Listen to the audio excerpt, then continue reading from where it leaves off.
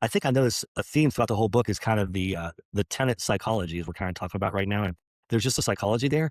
And what did you see, Mike, and kind of pick up as he talked about that kind of tenant psychology throughout the book, the thread there? Yeah, something that I'm sure you probably read in grade school, middle school, high school, required reading, but Tom Sawyer. I don't know if anybody that may be listening remembers Tom Sawyer, or I might be dating myself. But in the story Tom Sawyer was trying to get out of painting a fence.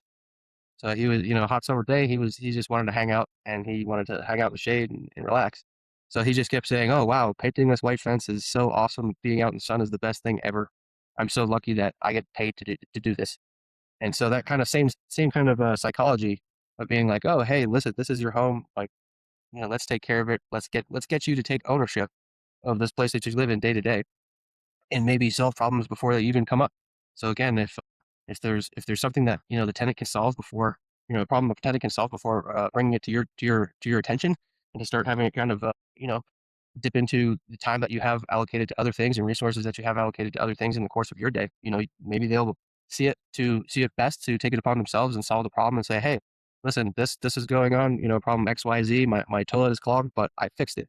And Chris, to your point, if your tenant comes to you with a problem that they already solved, humans love to be praised. So, that tenant should be rewarded, Yeah, should be praised. And then if there's some sort of way that tenant can be compensated, maybe you could be up for that conversation as well. yeah, I'd love to hear what you have to say about yeah. that, Chris, as far I as think leveraging tenants. Yeah, you're just hitting on like all the silvers, Mike. I think well, first, let's back up a little bit. I love what you're saying. It reminds me of the book How to Win Friends and Influence People. And in that, it talked about, be hearty in your approbation and lavish in your praise. I mean, you want to like, hey, good job, way to go. You want to reinforce good behaviors. I don't think it's always monetarily. I mean, it can be, but I think more importantly, it's verbally. And I think that's really important. And most people don't get verbal affirmation. Most people don't get accolades, even at work, even husbands and wives. The story I heard, wives begging for her husband to show affection. He goes, "What's wrong with you?" I said, "I love you when we got married." Then we got married. We've been married for 20 years.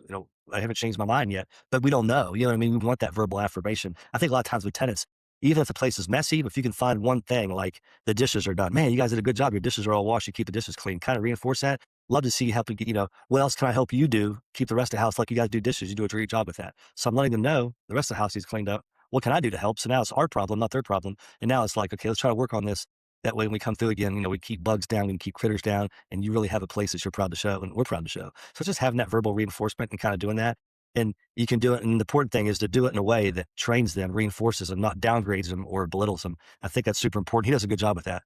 And good people are going to do the right thing. Bad people are going to do the wrong thing. And I just think about just praising and doing a good job. And most communication between landlords and tenants happens when something goes wrong. And Butler really encourages positivity and reinforcement. I mean, it's just, Maslow's hierarchy of needs, what we need, and we want to be rewarded for good behavior, and just like everybody else, I think that's one of the most interesting parts of the book is like looking at folks for what they need and giving them what they need, but also telling them what you want. And what I like, even his whole logo, I adopted it for myself, Mike. I have it on these, they call them bandit signs, and we put them throughout the whole city. And I have a stack of them. Has my number. It's in yellow and black, just like you told me to do. And it says we buy houses and we rent homes. And the whole verbiage in that is the fact that we're buying a house, and it's just a thing here, but the home is what we're renting out, and it's a place where people live and they do life. And I like that verbiage, kind of that context. I was just doing a sponsor a golf outing this week. That's what I put on my sign: is we buy houses and rent homes, just to let people know what we do. So we get two things. One, we could put them in the front yard anywhere. Number two, it lets people know we're buying stuff. So you kind of can get both parts of that. So I really like his psychology there a little bit. I think the guy's pretty sharp. He comes off as a good Kentucky boy, but I think he's pretty sharp.